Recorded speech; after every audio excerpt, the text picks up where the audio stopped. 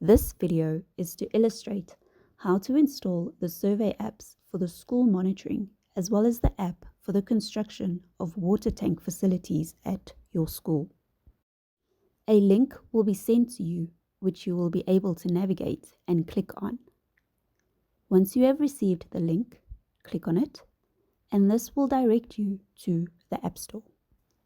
In the App Store, you will be directly taken to the app. Once you are there, click on Install.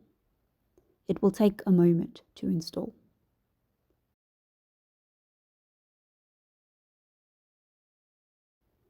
When the installation is complete, you can open the application. You will have to allow the app access to your device for the application to be able to function, as well as giving it access to your location since it uses your GPS to navigate. The installation of the first application is now complete. You have successfully installed the first application, the Tank Implementation app, which will monitor and update the construction status as well as the delivery status of the tank.